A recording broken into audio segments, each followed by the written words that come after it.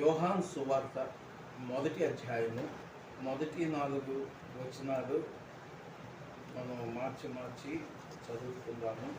ఆది యందు వాక్యముండెను, వాక్యము దేవుని యొద్ద ఉండెను, వాక్యము దేవుడై ఉండెను. ఆయన ఆదియందు దేవుని యొద్ద ఉండెను, సమస్తమును ఆయన మూలముగా కలిగెను. కలిగి ఉన్నదేదియు ఆయన లేకుండా కలుగలేదు. ఆయనలో జీవముండెను, ఆ జీవము మనుష్యులకు వెలుగై ఉండెను. ఆ వెలుగు చీకటిలో ప్రకాశించుచున్నది, కానీ చీకటి దాని గ్రహింపకుండెను. దేవుడి వాక్యమును ఆశీర్వదించి మన వినికిడిలో, మన హృదయాలలో ఆశీర్వదించి ఫలింపచేయును గాక. ఆమేన్. కృప కలిగిన మా తండ్రి, మీకు వందనములు, స్తోత్రములు. ఈ సమయంలో నీ చిన్న వాక్యమును, శ్రేష్టమైన వాక్యమును ధ్యానించుకొని కొద్దిపాటి సమయంలో మేము ఆశీర్వాదం పొందినట్లుగా మా అందరి ఎడల నీ కృపను, పరిశుద్ధాత్మ అభిషేకమును, ఆశీర్వాదమును దయచేయమని మా విమోచకుడు, మా రక్షకుడు అయిన యేసు క్రీస్తు వారి అతి శ్రేష్టమైన నామమందు ప్రార్థించుచున్నాము తండ్రి. ఆమేన్. ఇక్కడ యోహాను భక్తుడు వెలుగును గురించి మాట్లాడుతూ ఉన్నాడు. ఏమంటున్నాడు? వెలుగు అంటే ఆయనలో జీవం ఉండెను, ఆ జీవము మనుషులకు వెలుగై ఉండెను. చీకటి, వెలుగు అనే 2 పదాలలోనే ఈ వెలుగు అనేటటువంటి ప్రాముఖ్యమైన అర్థం ఇమిడి ఉంది. భక్తుడు అయిన దావీదు అంటాడు, ఆయన నా దీపమును వెలిగించువాడు, నా చీకటిని నాకు వెలుగుగా చేయువాడని కీర్తనలు 18వ అధ్యాయం 28వ వచనములో ఉంది. ఆయనే నా దీపమును వెలిగించువాడు. ఏ రీతిగా మనిషిని వెలిగిస్తున్నాడు అన్నది మనం ఆలోచన చేసుకుంటాం. మనిషి తెలుసు గాని తెలియక గాని చీకటిలో ఉంటాడు. చీకటిలో ఉండిన వాడిని బయటికి నడిపించడమే వెలుగు. చీకటి అనగా పాపమునకు గుర్తు, వెలుగు అనగా పాపక్షమాపణ పొంది నీతి జీవితానికి గుర్తు. కనుక పాపములో ఉండిన ఒక మనిషిని వెలుగైన నీతి జీవితంలోనికి పాపక్షమాపణ ద్వారా నడిపించుటయే అది దీపమును వెలిగించుట. దీపము అంటే సామెతలు 20వ అధ్యాయం 27వ వచనంలో చెప్తాడు, నరుని ఆత్మ యెహోవా పెట్టిన దీపము. దేవుడు దీపం పెట్టాడంటే అర్థం వెలిగితేనే అది దీపం, ఆరిపోతే అది దీపం కాదు. అయితే మరి దేవుడు వెలిగించే దీపాన్ని, ఆత్మ అనే దీపాన్ని వెలిగించి పెట్టాడు ఈ లోకానికి ఒక మనిషిని పంపినప్పుడు. అయితే నరులు తంత్రములు కల్పించుకొని, దేవుడు యథార్థంగానే సృష్టించాడు కానీ నరులు తంత్రములు కల్పించుకొని పాపంలో పడిపోయారు. అప్పుడు దీపాలన్నీ ఆరిపోయాయి. దీపాన్ని వెలిగించే పరిస్థితి ఎప్పుడు ఉంది అంటే అది ఆరిపోతేనే వెలిగించాలి. అది వెలుగుతూ ఉంటే ఇంకా వెలిగించవలసిన పని లేదు. కనుక ఇక్కడ నా ఆత్మను యెహోవాయే వెలిగిస్తాడు, నా చీకటిని ఆయన వెలుగుగా చేస్తాడు, ఈ ఆత్మ ఆయన పెట్టిన దీపము అని భక్తుడైన దావీదు గానం చేస్తున్నాడు. అంటే అర్థం ఏమిటంటే ఈ దీపం ఆరిపోయింది. ఒక రోజున దేవుడు మంచిగానే దీపంగా పెట్టాడు కానీ మధ్యలో నా దీపం ఆరిపోయింది. అయితే ఆరిపోయిన నా దీపాన్ని తిరిగి వెలిగించాడు. నా దీపమును వెలిగించువాడు దేవుడే. క్రైస్తవ్యం ఒక మతం కాదు, క్రీస్తును కూర్చిన బోధ మత బోధ కాదు. యేసు ప్రభువు మతాన్ని సృష్టించలేదు, యేసు ప్రభువు మతానికి నాయకుడు కాడు. క్రైస్తవ్యంలో మతం అన్నది లేదు. లోకరీతిగా మనుషులు ఆయా దేవుళ్ళను పూజిస్తారు కాబట్టి ఆయా రకాలుగా మతాలు పెట్టుకొని క్రైస్తవ్యం ఒక మతం అన్నారు. గవర్నమెంట్ లో అప్లికేషన్లు నింపుకోవడం కోసం రిలీజియన్ అన్నది ఆ మాట దగ్గర క్రిస్టియానిటీ అన్నది రాశారు తప్ప లోకరీతిగా ప్రభుత్వ చట్టాలను బట్టి మతం అనే పదం క్రైస్తవ్యానికి ఆపాదించబడింది తప్ప నిజానికి పరిశుద్ధ గ్రంథం అయినటువంటి బైబిల్లో మతం అన్నది లేదు. క్రైస్తవ్యం ఒక మతం కాదు. అయితే మరి ఏమిటి క్రైస్తవ్యం అంటే మనిషిని వెలిగించడం. క్రైస్తవ్యం మనిషిని వెలిగించడం, మనిషి జీవితాన్ని వెలిగించడం, చీకటిలో ఉండే ప్రతి వ్యక్తిని వెలుగులోనికి నడిపించడం. దీనినే మరి ఎవరు నడిపించారు అంటే యేసు ప్రభువు నడిపించాడు. లోకములో ఒక దీపము, లోకములో ఆయనలో జీవం ఉండెను, ఆ జీవములో వెలుగై ఉండెను. ప్రతి మనిషిని వెలిగించడానికి ఆ వెలుగు ప్రయత్నం చేస్తున్నది, కానీ చీకటి దాన్ని గ్రహించలేకపోతూ ఉన్నది. యేసు ప్రభు వారు ఆయనే వెలుగై ఉన్నాడు. నేను లోకమునకు వెలుగై ఉన్నానని చెప్పాడు ఆయన. అంటే లోకానికి వెలుగు అంటే లోకంలో చీకటి ఉంది. అవును, మొట్టమొదట దేవుని యొక్క వెలుగు భూమి మీద ఉండినప్పటికీ గాఢాంధకారం అలుముకొని ఉన్నది పాపము చేతను. కనుక ఈ గాఢాంధకారములో దేవుడు వెలుగు కమ్మని పలుకుగా అప్పుడు వెలుగు కలిగను. అంటే వెలుగు కమ్మని పలకవలసిన అవసరం ఎప్పుడు వచ్చిందంటే చీకటి ఉంది కనుక. ఆ చీకటిని వెలుగుని దేవుడు వేరు చేశాడు. అలాగుననే పాపమును నీతి జీవితాన్ని వేరు చేస్తాడు. మనుషులందరూ లోకము ఆరిపోయిన జీవితాన్ని, నా ఆరిపోయిన సంసారాన్ని, నా ఆరిపోయిన ఆత్మను వెలిగించేవాడువు నీవే. కనుక ఇక్కడ వెలిగించేవాడుగా దేవుడు ప్రభు ఉంటున్నాడు. ఆయన వెలిగించేవాడుగా వచ్చాడు. కనుక యేసు ప్రభువు బోధ ఏమిటి అంటే, పాపమనే చీకటిలో ఎంతమంది అయితే ఉన్నారు వీరందరినీ జీవితాన్ని మార్చి వెలిగించడానికి వచ్చాడు. నేనే లోకమునకు నిజమైన వెలుగునై ఉన్నాను. కనుక దీనినే పేతురు పత్రికలో చూస్తే చీకటిలో నుండి ఆశ్చర్యకరమైన వెలుగులోనికి ఆయన నడిపించాడని చూస్తున్నాం.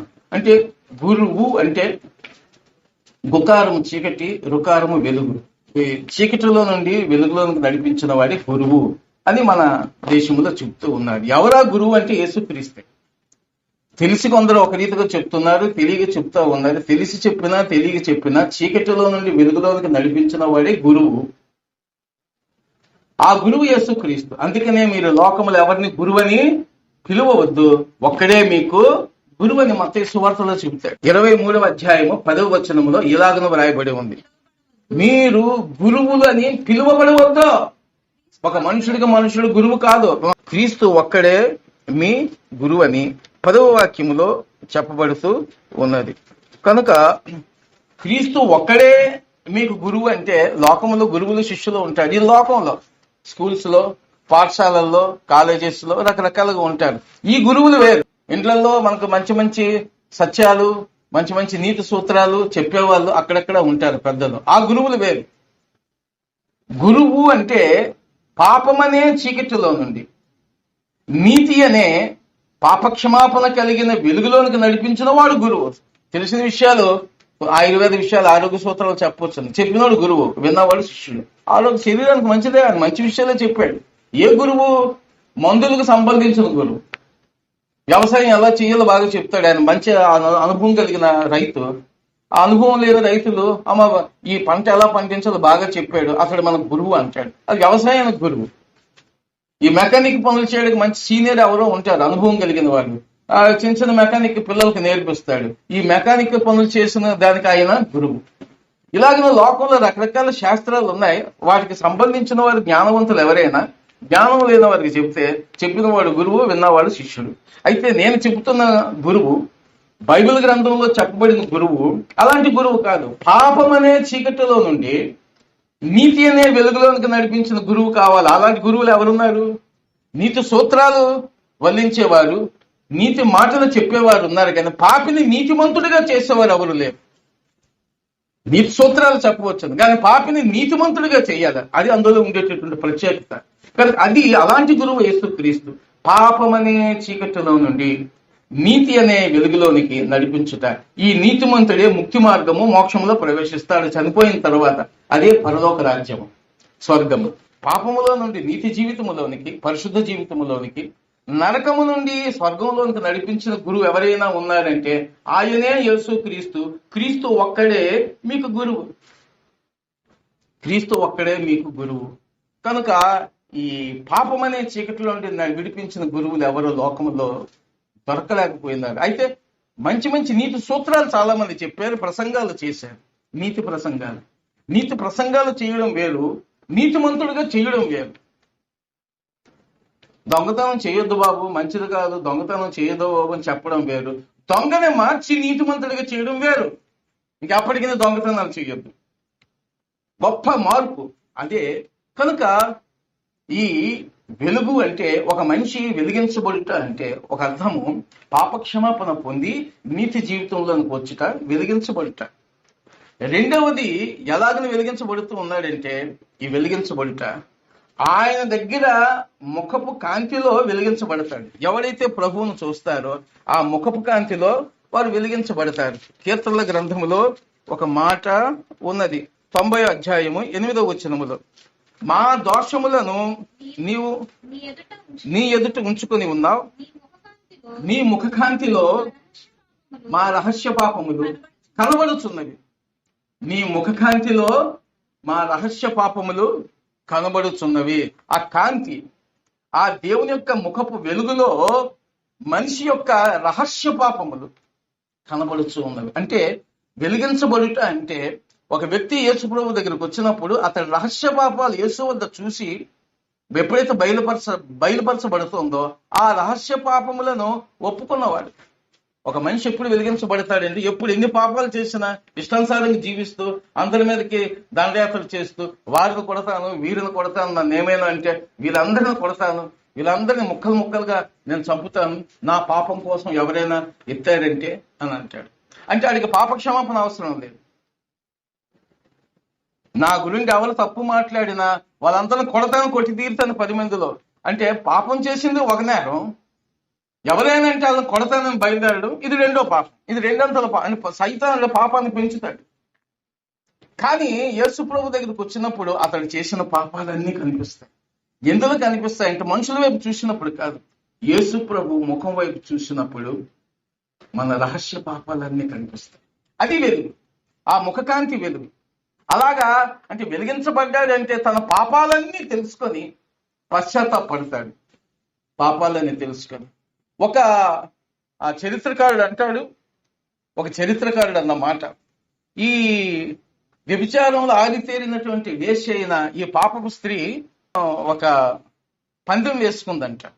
ఈ ఊరిలో మగోళ్ళందరిని కూడా పడగొట్టేశాను, మహామహులైన మగోళ్ళని పడగొట్టేశాను, ఈ నజరేయుడైన యేసు ఎంత, ఈ మగోడు ఏమాత్రం, చాలా మంది పడిపోయాయి, చాలా మందిని పడగొట్టేశాను, ఈ నజరేయుడైన యేసు ఎంత పెళ్లి కానాడు బ్రహ్మచారి, నేను క్షణాల్లో పడగొట్టేస్తాను అనుకుంటూ వచ్చిందంట. పడగొట్టేస్తాను అన్నది అనుకున్నది, కానీ ఎటువంటి పాపినైనా క్షమిస్తాడు అన్నది కూడా విన్నదంట. ఆయన దగ్గరికి వెళ్ళినప్పుడు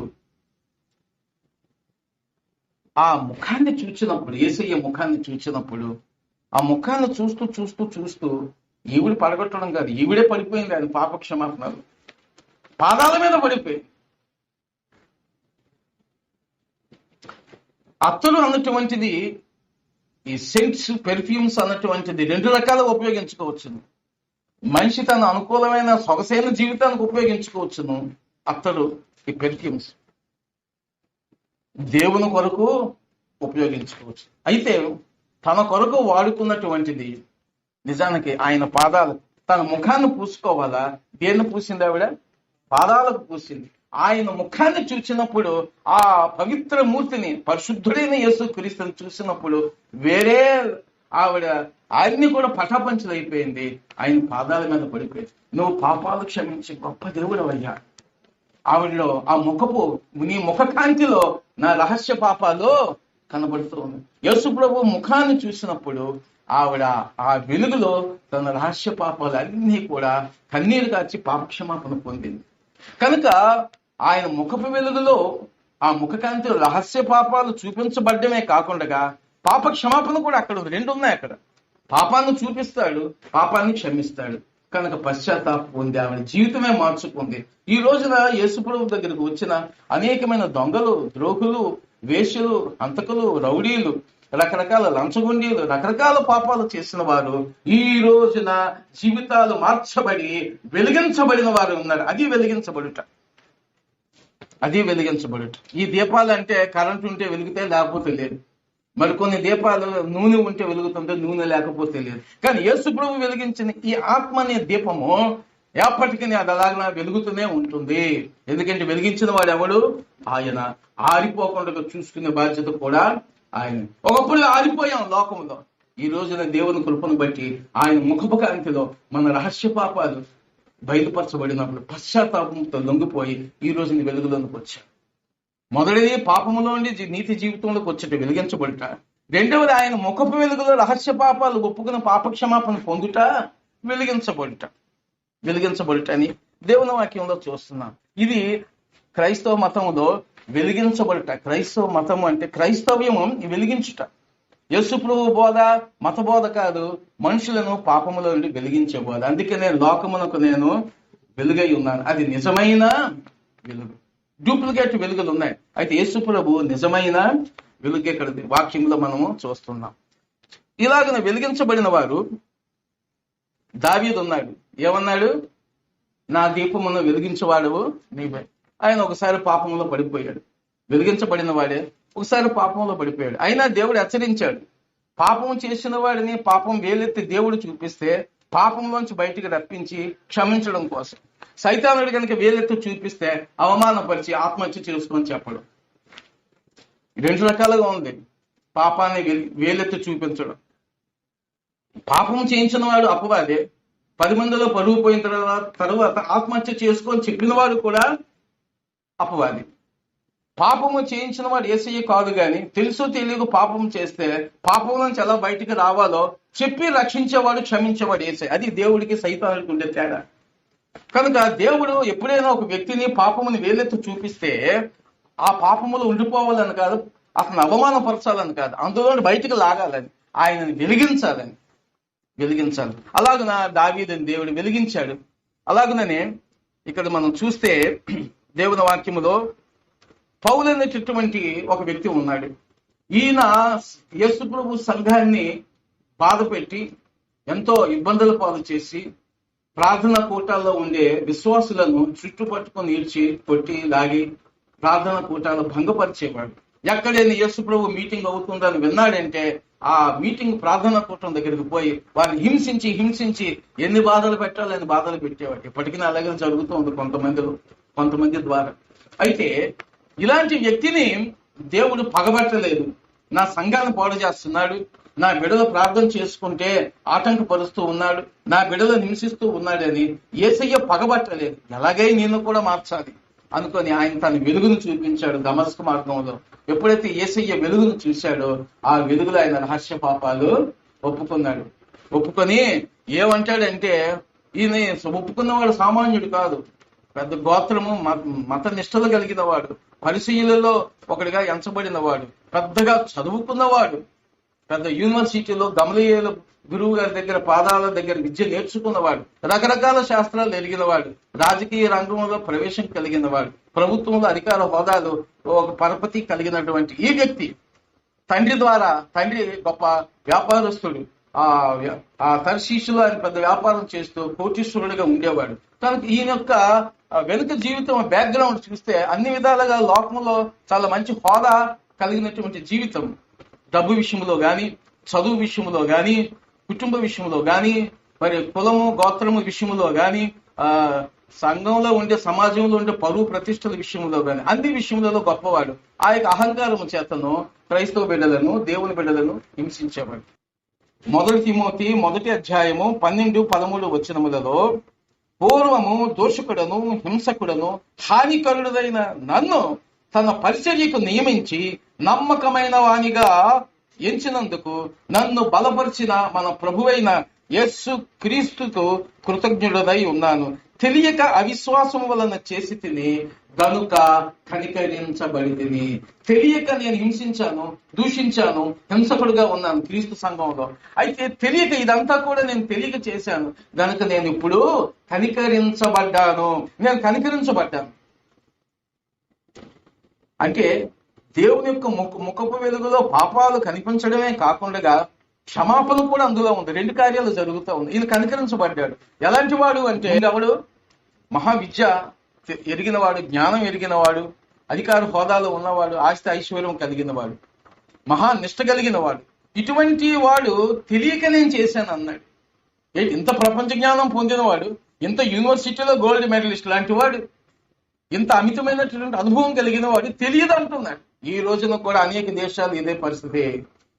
ఈ లోకంలో నువ్వు చాలా గొప్ప డాక్టర్స్ ఉన్నారు, లాయర్స్ ఉన్నారు, మరి అటు నుంచి ఇటు నుంచి అటు కాకిని కోకిలను కాకిగా వాదించే మహా గొప్ప వాళ్ళు ఉన్నారు, మహా పండితులు ఉన్నారు, జ్ఞానవంతులు ఉన్నారు. కానీ వారికి తెలియడం లేదు. ఎంత ఆశ్చర్యం ఇది ఎంత. అందుకనే ఆశ్చర్యకరమైన వెలుగులోనికి. ఇదే వెలుగు ఇది. అసలు పెద్ద డాక్టర్, ఆయన పెద్ద ఇంజనీర్, ఆయన పెద్ద లాయరు, ఆయన పెద్ద కలెక్టర్, ఈయన పెద్ద శాస్త్రవేత్తలు, నాసా సైంటిస్టులు చాలా మంది ఉన్నారు. కానీ ఇందులో చాలా మందికి ఒకటి తెలియలేదు. I'm so ignorant person. I know not about Christ Jesus. What is right salvation, what is right heavenly relationship, I do not know.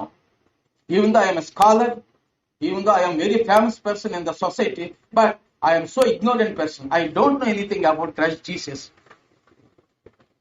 ఇది చాలా గొప్ప విషయం.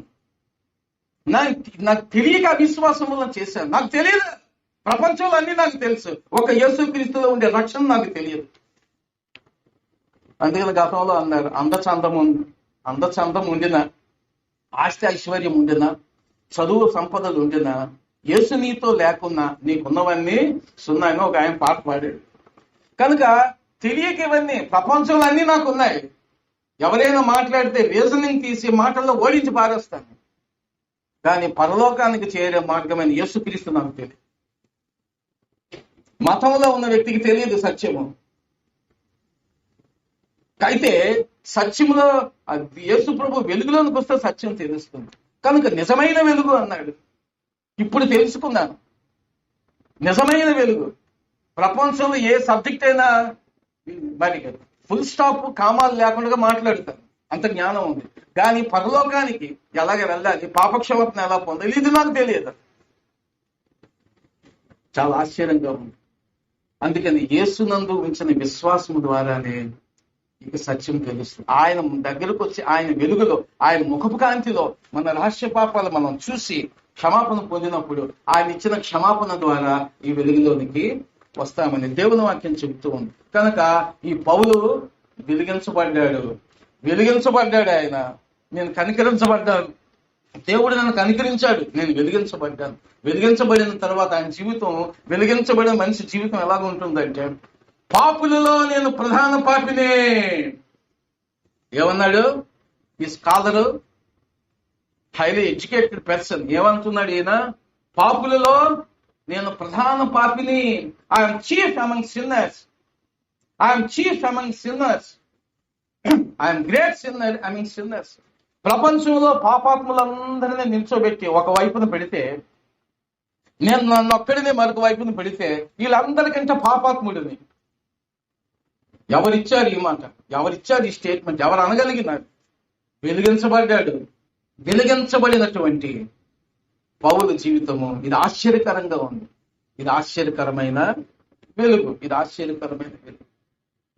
ఇంకా అంటాడు, పరిశుద్ధులందరిలో అత్యల్పుడను. I am least among saints. పరిశుద్ధులందరిలో నేను తక్కువ వాడను. ఎవడైనా నేను తక్కువ రకం వాడని ఒప్పుకుంటాడా? ఎంతంత గొప్పలు, ఎంతెంత ఆగడాలు, గొప్పతనాలు మనుషులకి. తక్కువ అంటే మాత్రమా ఎక్కడ ఒప్పుకాడు. ఇంత పెద్ద మనిషిని నన్ను సన్మానించవా?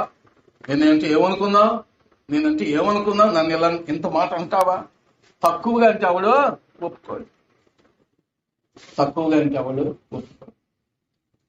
వెలిగించబడిన బిడ్డ ఒప్పుకుంటాడు. అబ్రహాం లింకన్ గారిని ఒకసారి అసెంబ్లీలో, అమెరికా ప్రెసిడెంట్, అందరి ఎదుట అసెంబ్లీలో మీటింగ్ పెట్టినప్పుడు ఒక ఆయన అన్నాడు, మీ నాన్న నా చెప్పులు కుట్టేవాడు, మీ నాన్న నా షూ కుట్టేవాడు, నాన్న నా చెప్పులు కుట్టాడు. ఏమన్నాడంటే, అలాగా మా నాన్న ఆ వృత్తి చేసి నన్ను ఎంత వాడిని చేశాను, మా నాన్న ద్వారా నేను ఎంతటి వాడిని అయ్యాను. నేను నీ చెప్పులు కూడా నేను కూడా కుడతాను, ఏదైనా కనుక్కుంటే అన్నాడు. తప్పే ఉంది, కష్టపడి పనిచేస్తున్నాడు. చెప్పులు కుట్టడం అంటే ఏమిటి? కష్టపడి పనిచేస్తున్నాడు, దొంగతనం చేయలేదు. నేను కూడా కుడతాను. ఇంకా సిగ్గుపడిపోయాడంట. చూసారా? వెలిగించలేనోడైతే ఏమవుతాడు? తిరిగి రియాక్షన్ అయిపోయి ఆ నెలగని తిరిగి పరుగు తీసి, ఇది లోకంలో సిద్ధం. నీ చెప్పులు నేను కుడతాను. మా నాన్న ఇంతటి వాడిని అయ్యానంటే మా నాన్న ద్వారా. మా నాన్నను జ్ఞాపకం చేసే మంచిది. చూసారా? అవమానమును చిరునవ్వుతో ఎదుర్కోవాలా. ఇది యేసు ప్రభు సిద్ధాంతం. అవమానమును, కసాయితనం, కోపంతో నువ్వెప్పుడు ఏమీ సాధించలేవు. If you want to win a soul, receive any type of mental agony or any shame, with a smile you receive any type of shame, you will gain that soul. That's the secret of Jesus Christ. ఆయనను ముఖం మీద ఉమ్మేవాడు, ఆయన కొరడంతా కొట్టిన వారిని తిరిగి ఆయన ముఖం మీద ఉమ్మలేదు, ఆయన కొట్టనూ లేదు. ఒక్క పరుషోక్తులు, ఒక్క కఠినమైన మాట కూడా ఏమీ అనలేదు. తలదించాడు. ఏమన్నాడు? తలదించాడు. అందుకనే ఆయన గుండెలను ఎవరైతే ఈటలతో పొడిచాడో వాడు మారు మనసు పొందాడు. ఆ రక్తం ఎవరైతే కళ్ళ చూశాడో అతడు మారు మనసు పొందాడు. నిజముగా ఇతడు దేవుని కుమారుడే అన్నది ఎవరు? ఎవరైతే యేసయ్య గుండెల్లో బల్లెంతో ఈటితో పొడిచాడో అతడే అన్నాడు, ఇతడు నిజముగా దేవుని కుమారుడు. అంతకుముందు ఏమన్నాడు? నోటికి వచ్చినట్లు కదా అన్నాడు. చాలా తక్కువ. కానీ తిరిగి దూషించిన వారిని తిరిగి దూషించలేదు. దూషించొద్దు అన్నాడు దేవుడు. వారి కొరకు ప్రార్థన చేయమని చెప్పాడు దేవుడు. కనుక అది వెలిగించబడుట అంటే తిరిగి కీడు చేయుట, తిరిగి దూషించుట కాదు. ఖండించడం వేరు, బుద్ధి చెప్పడం వేరు, దూషించడం వేరు. కనుక తిరిగి దూషించవద్దు అని దేవుడు చెప్పాడు. కారణం ఏంటో తెలుసా? చిరునవ్వుతోనే నువ్వు వెలిగించబడిన మనిషి అయితే మంచితనంతో మనిషిని సంపాదించుకోగలవు. చెడ్డతో, కుట్రతో, కోపంతో, శక్తితో, మనకుండే తెలివితేటలతో, డబ్బుతో ఒక మనిషిని మనం వెలిగించలేము. అర్థమవుతా ఉందా? కనుక ఇక్కడ గ్రహించాలా? ఈయన పౌలు ఏమంటున్నాడంటే, నేను పాపులలో ప్రధాన పాపిని, పరిశుద్ధులలో అత్యల్పుడను అని చెప్తా ఉన్నాడు. ఎందుకంటే అనేకులు ఆయన ద్వారా వెలిగించబడ్డారు. కారణం యేసు ప్రభు యొక్క వెలుగు ఆయనలో. మూడవ వ్యక్తి యెషయా 49:6 ఆయన చెప్పాడు. కనుక అన్య జనులకు వెలుగు అంటే చీకటిలో ఉండే ప్రజలకు వెలుగుగా నేను నియమించాను అంటున్నాడు. కనుక ఈ వెలుగు యేసుక్రీస్తు వెలుగు. ఎందరో వేశ్యలను, దొంగలను, ఆ దొంగ వచ్చి ఆలయానికి వచ్చినప్పుడు ప్రభువా నన్ను పాపిని నన్ను కరుణించు అంటే అతడు క్షమాపణ పొంది వెలిగించబడి వెళ్ళిపోయాడు. చాలా మంది ఆ శిలువ మీద ఉండే దొంగ ప్రభువా నేను పాపిని నన్ను క్షమించు అంటే నేడే నీవు నాతో పరదేశంలో ఉన్నావు అని చెప్పాడు. కనుక పాపాలు చేసిన అసహించుకోలేని మనసు యేసు మనసు, పాపములు చేసిన తోలనాడిన మనసు యేసు ప్రభు మనసు. కనుక పాపములు చేసిన నీ పాపాన్ని ఇంకా క్షమించడానికి సిద్ధమై ఉన్న మనసు యేసు మనసు. అటువంటి మనస్సు కలిగిన వాడు వెలిగించబడతాడు. అటువంటి మనస్సు కలిగిన వాడు వెలిగిస్తాడు. కనుక ఇక్కడ యెషయా వెలిగించబడ్డాడు, ఆ వెలుగు ఇతరులకి ఇచ్చాడు దేవుడు. పౌలు వెలిగించబడ్డాడు, ఆయన దేవునికి సాక్షిగా మారాడు. ఇంకా ఆయన జీవితంలో పాపము లేదు. దావీదు వెలిగించబడ్డాడు, ఆయన మారు మనసు పొందిన తర్వాత మరల ఎన్నడూ పాపము చేయలేదు. ఇలాగన గురువు అంటే చీకటి అనే పాపములో నుండి నీతి అనే జీవితంలోకి మార్చేవాడు. కనుక క్రైస్తవ్యం మతం కాదు, క్రైస్తవ్యంలో పాప క్షమాపణ వర్తమానం ఉంది. యేసు ప్రభు పాపం అనే చీకటిలో నుండి వెలిగింప చేసేవాడని దేవుని వాక్యం బట్టి మనం చూస్తున్నాం. అయితే ఈ దీపము ఎటువంటి దీపం అంటే దేవుడి ఉద్దేశం, ఒకసారి మారు మనసు పొంది పాప క్షమాపణ పొందిన దేవుని బిడ్డలు ఎవరైనా సరే నిత్యము వెలుగుతూ ఉండాలా, ఆరిపోవడానికి వీలు లేదు.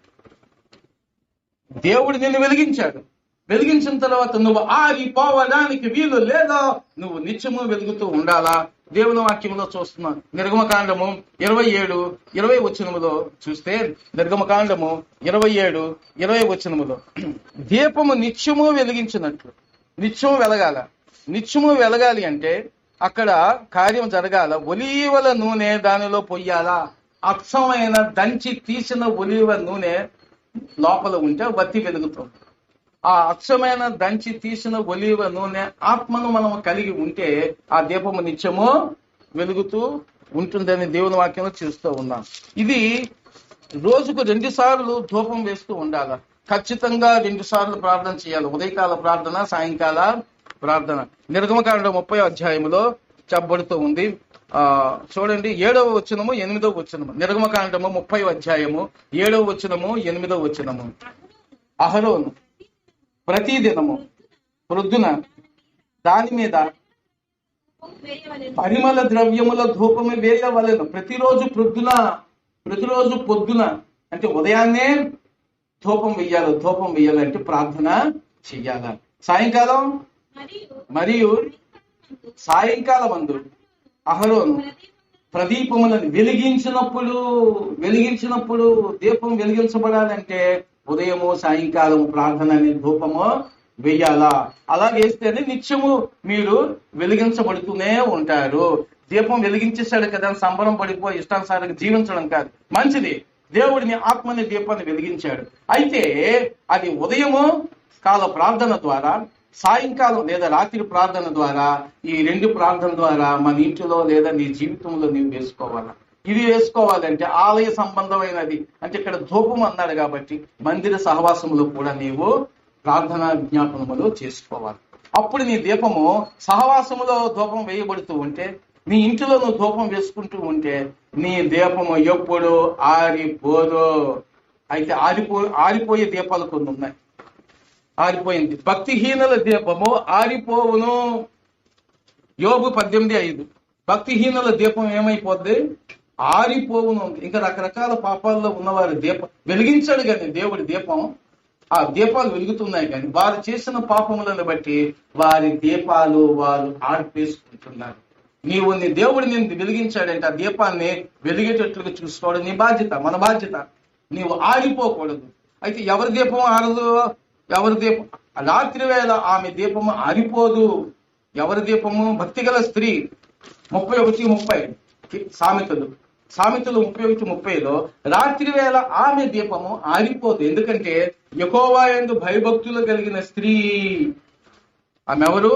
యెహోవా యందు భయభక్తులు కలిగిన స్త్రీ అని దేవుని వాక్యంలో ఉంది కనుక ఆమె భయభక్తులు కలిగినది. అందుకని రాత్రి వేళ పై భాగంలో చూస్తే రాత్రి వేళ ఆమె దీపము ఆరిపోదు, చక్కగా నిద్రపోవచ్చు. ఎందుకంటే భయభక్తులు కలిగిన వారి దీపాలు వెలుగుతూ ఉంటాయి, భక్తిహీనుల దీపాలు ఆరిపోతూ ఉంటాయి. కనుక ఏ కోవలో ఉంటున్నామో ఆలోచన చేసుకోవాలి. అంతేకాదు దేవుడు చెప్తా ఉన్నాడు, మీ దీపము వెలుగుచుండనీయుడి. మీకు వెలిగించాను కాబట్టి అది వెలుగుచుండనీయుడి. లోక 12:35-36 వచనములో మీ నడుములు కట్టుకొని సిద్ధపడండి. మీ నడుములు ఎందుకు కట్టుకోవాలంటే, మీ నడుములు కట్టుకోవడం అంటే దేవుని రాకడ కొరకు మీరు సిద్ధపడాలా. దేవుని రాకడ కొరకు సిద్ధపడాలా అంటే అంతేగా తప్ప మీ యొక్క దీపములు మంచం కింద కొంచెం కింద ఉండకూడదు. అది దీపస్తంభం మీదనే ఉండాలి. నీ దీపం ఆగిపోకుండా ఉండాలంటే దీపం ఎక్కడ ఉండాలా? దీపస్తంభం మీదనే ఉండాలి. మంచం కింద కొంచెం కింద ఉండకూడదని దేవుని వాక్యంలో చెప్పబడుతూ ఉంది. మార్కు సువార్త 4:21 వచనంలో చూస్తే మంచం కింద కొంచెం కింద ఉండకూడదు. మంచం సోమరిపోతనానికి గుర్తు, కొంచెం వ్యవహారాలకు లోకరీతి బిజీ పనులకు గుర్తు. కనుక లోకంలో డబ్బు సంపాదించడం, డబ్బు అవసరమే కానీ దాని కొరకు జీవితాంతం డబ్బే నీకు దేవుడు అయిపోకూడదు. డబ్బు నీ అవసరానికి నువ్వు ఉపయోగించుకోవాలి తప్ప డబ్బు నీకు దేవుడు కాకూడదు. డబ్బు నీ కాళ్ళ కింద ఉండాలి, డబ్బు నీ చేతుల కింద ఉండాలి, అది నీ తల మీదకి రాకూడదు. డబ్బు అవసరం, డబ్బు సంపాదించుకోవాలి కానీ అది దేవుడు కాకూడదు. అదే మంచం కింద కొంచెం కింద. కొంచెం అంటే వ్యాపారాలు వ్యవహారాలు రకరకాలుగా ఆదాయం సంపాదించుకునే పరిస్థితి. కనుక దీపము, నీ వెలిగించబడిన దీపము లోకరీతి వ్యవహారాల్లో పేరు ప్రతిష్టల కోసం, పదవుల కోసం, అధికారాల కోసం, కోట్ల కొద్ది ఆస్తుల కోసం సంపాదించుకోవాలని ప్రాకులాడితే దీపం ఆరిపోద్ది. మంచం కింద పెట్టావంటే సోమరిపోతానంగా సుఖ సౌఖ్యాలు అనుకుంటే దీపం ఆరిపోద్ది. అయితే మరి ఎక్కడ ఉండాలా? రైట్ ప్లేస్ ఏమిటి? Where it should be place. What is its place? Where it should be your lamp, your light అంటే ఆలోచన చేస్తే దీపస్తంభం మీద ఉంచాల. మార్కు 4:21 ఏముంది? దీపము దీపస్తంభం మీద. దీపం ఎక్కడ ఉండాలా? దానికంటూ ఒక ప్లేస్ ఉంది. దీపము దీపస్తంభం మీద ఉంచాలని చెప్తా ఉన్నాడు. మార్కు 4:21.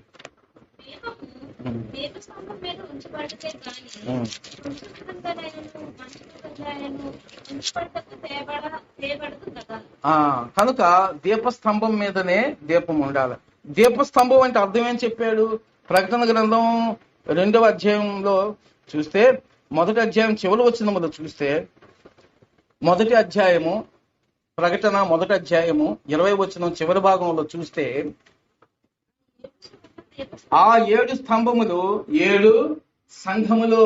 దీపస్తంభము సంఘమునకు గుర్తుగా ఉన్నది కనుక నీవు వెలుగుచూ ఉండాలంటే నీవు ఎక్కడ ఉండాలంటే సంఘం అనే దీపస్తంభములో, దీపస్తంభం అనే దేవుని సంఘములో ఉండాలి. దేవుని సంఘములో ఉంటే దీపస్తంభం మీద ఉన్నా నువ్వు ఆగిపోవు. That is right place. You must be in the church. కనుక ఆరిపోని దీపంగా ఉంటాం. కనుక గమనించాలా, దేవుని సంఘం అనే దీపస్తంభం మీద ఉండాలి, సహవాసానికి దూరం కాకూడదు. అలాగనే ఉదయం సాయంకాలం ధూపం వేస్తూ ప్రార్థన చెయ్యాలా, దీపం ఆరిపోదు. చేయవలసిన పనులు, ఉండవలసిన స్థలాన్ని మనం విన్నాం. ఈ రీతిగా ఉంటే మన దీపాలు ఆరిపోవు, నిత్యము అది వెలుగుతూ ఉంటాయి. దావీదుని వెలిగించాడు, పౌలుని వెలిగించాడు, యెషయాని వెలిగించాడు, లక్షలాది మందిని, కోట్లాది మందిని వెలిగిస్తూనే ఉన్నాడు. నిన్ను నన్ను కూడా వెలిగించాలని ఎంత ఆశతో ఉన్నాడు. మనల్ని వెలిగించినందుకు వందనాలు. ఇంకా వెలిగించబడలేని వారు దేవుని యొక్క అవకాశాన్ని జ్ఞాపకం చేసుకోవాలి. కనుక క్రైస్తవ్యము అంటే అది మతము కాదు. క్రైస్తవ్యం అంటే చీకటిలో నుండి వెలుగులోనికి నడిపించబడుట. వెలుగు అంటే పాపమును బయలుపరచబడి పాపమును ఒప్పుకొనుట, పాపక్షమాపణ పొందుట. వెలుగు అంటే ఆశ్చర్యకరమైన వెలుగులోనికి సాక్షిగా జీవించుట. ఇది దీపం ఇలాగ వెలిగించబడుతూ ఉంది. నరుని ఆత్మ యెహోవా పెట్టిన దీపము. దేవుడికి దీపంగా పెట్టాడు కనుక ఈ దీపము ఆరిపోవడానికి వీళ్ళు నిత్యము వెలుగుతూనే మనం పరలోకానికి వెళ్ళిపోతాం. ఒకవేళ శరీరం చనిపోయినా, శరీరం దీపం కాదు, ఆత్మ దీపము. దేవుని వాక్యములో ఒకరోజు చనిపోతాం, శరీరానికి చావు ఉంది కానీ ఆత్మకు చావు లేదు. ఈ వెలిగించబడిన జీవితము, ఈ వెలిగించబడిన దీపము దేవుని సన్నిధికి వెళుతుంది. కనుక ఆ శరీరం మొన్నే కనుక మట్టిలోనికి వెళ్తుంది, వెనుకటి వెళ్ళే మొన్నైపోవును. ఆత్మ దాన్ని దయచేసిన దేవుని వద్దకు వెళుతుంది. ప్రసంగిలో 12వ అధ్యాయంలో చెబుతున్నాడు. కనుక దేవుని దగ్గరికి మనం వెళ్ళిపోతాం. కన్ను మూసిన తర్వాత దేవుని దగ్గరికి వెళ్ళిపోతాం. వెలిగించబడిన ఆత్మ ఎక్కడికి వెళ్ళాలని కోరుకుంటున్నాం, ఎక్కడికి వెళ్తాం. దేవుడి వాక్యమును దీవించను గాక. నా దీపమును వెలిగించువాడు ఆయనే. దేవుడు మిమ్మల్ని సమృద్ధిగా దీవించను గాక. మీ దీపములు నిత్యము వెలుగుచుండాలని దేవుని ఉద్దేశం. ఆమేన్.